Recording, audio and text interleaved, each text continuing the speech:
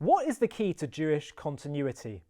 This is something that Jewish organizations, Jewish teachers, rabbis, people involved in Jewish communal organizations have been trying to figure out and determine, because they have a legitimate concern that more and more Jewish people are apathetic or disinterested, or perhaps even intermarrying, not showing a great connection to their Judaism. And this poses threats to Jewish continuity. And I want to talk about this because I feel there is a little bit of an imbalance from my very limited experience and observation. There's a bit of an imbalance in terms of where the emphasis is put. So in the 1990s, there was growing concern about Jewish assimilation and intermarriage in Britain, and the statistics were bearing this out, the census statistics. Rabbi Sachs, the late Rabbi Jonathan Sachs, even wrote a book about this called "Will We Have Jewish Grandchildren?" And what was considered a key part of the solution is to have far more Jewish schools in Britain.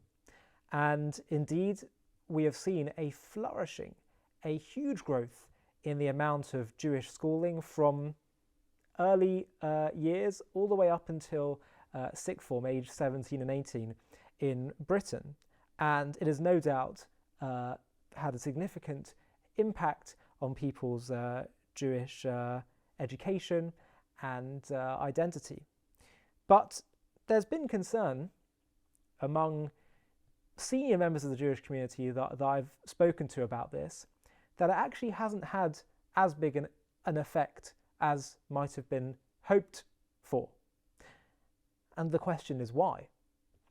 And when I speak to people about this, these are people who are from the liberal reform end of the Jewish philosophical spectrum up until the most orthodox, ultra-orthodox.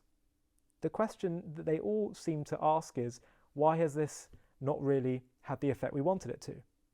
I'm sure there's plenty to be said about the curriculum and teaching methods and all the rest of it, and I'm sure there's plenty of work that can be done. It's something that I would be interested to explore further. I have no doubt that for some people, and I really do not want to point fingers at any institution at all, but just as a matter of fact, I do speak to some people who had great experiences in their Jewish schools and other people who felt very uninspired. I'm also aware that there are many different factors, some of which are out of the school's control, that can affect these things, and so I'm really not making this a video about the school's methods, but it's really to ask a broader question of, was that the right approach to just focus on having more Jewish schooling and putting more Jewish kids into Jewish schools? Or is there another part of the equation that wasn't emphasized as much? Here's what I think is self-evident, and I think it's borne out in the Torah, in Jewish texts, and in life itself. Yes, teachers play an incredibly important role, and yes, institutions play an incredibly important role. But you know what is fundamental? The anchor, the rock, above all else? It's the home. It's your parents. Now, interestingly, I saw that my former school was hosting a speaker called Dr. Kathy Weston, who is the founder of Tooled Up Education. And during her time as a criminologist and education researcher, she became interested in the role of parenting for children's outcomes and the relationship between home and school. And she subsequently published a book called Engaging Parents, which is all about ways in which parents can take an active role in their parents' education and the role that it plays. And she found that parenting actually holds the golden ticket for education. She found that at age 7, parental influence on learning is 6 times that of the school. At age 11, even then, and age 12, parental influence on learning is 30% greater than that of the school. She quotes Professor Des Forge, who said, "At no point does the school have the greater or greatest influence." And Professor John Hattie, who said the effective parental engagement over a pupil's school career is the same as adding 2 to 3 years to their education. So she found even in secular education, across the board, the story is universal, that parents hold the golden ticket, hold the key to education. One of the dangers that can happen is that parents think they can outsource all the Jewish education and all the Jewish life to the school, so they don't have to do anything. But actually what's missed is that the biggest influence of all is the parents, it is the home. You know, if you read the Shema, the foundational Jewish text, the Torah, talks about V'shinamtam levanecha, you should teach them to your children. The emphasis of teaching is parent to child, familial, in the home. In the benching, in the grace after meals, we refer to our parents as Avi Mori, my father, my teacher, my mother, my teacher. They're primarily known as the teacher. And so Judaism places the emphasis of teaching and passing on and sharing Jewish passion, observance, Jewish life to be the responsibility of the home, the family. And I think that it's very often the case, certainly in my case, that even when you'll have people who, let's say, they grew in their Jewish observance at a later time in their lives, perhaps once they've left their family home, more often than not, there'll be some things that the parents did or said, or an example that they led, or perhaps grandparents. It's funny, you know, sometimes I hear from Jewish educators or rabbis when they're preparing their students for dating. I mean, I had this to some extent, and they tell them it's really important that you figure out what school you want to send your kids to, because you know, it's not going to work if you want to send your kids to one school and your partner wants to send them to a totally different school.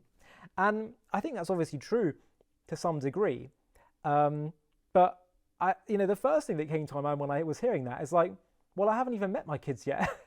So, you know, what might be a right school for one might not be right for another. And I think sometimes we might get a little bit too caught up in the whole issue of hashkafa, what particular philosophy or strain of Jewish practice a school or community has. I recognise it does have some degree of practical importance, but ultimately a mitzvah is a mitzvah, a Jew is a Jew. And the most important thing in terms of compatibility, I think, should be just who are you? And what kind of a parent are you going to be? And what's the home you're going to have? You know, you get so worked out about what school they're going to go to. Well, the most important thing is what home are they going to live in? And sometimes, you know, when you talk about school, it's tempting to sort of end up boxing yourself into, well, I'm this Jew, I'm that Jew, I'm that. And we get all a bit too divided into our corners. Actually, what matters fundamentally in terms of compatibility is, do you two see eye to eye on your values, on your Judaism? How that manifests in terms of schooling might vary depending on the kid, depending on certain practical issues. Again, it's not to say that it's not important, but I'm saying that I think in terms of the foundations and the level of emphasis, things might be getting a little bit skewed. So I think the message of Judaism is clear, that schooling is important, educational institutions obviously important, they are a huge part of observant Jewish life, and having rabbis and educators.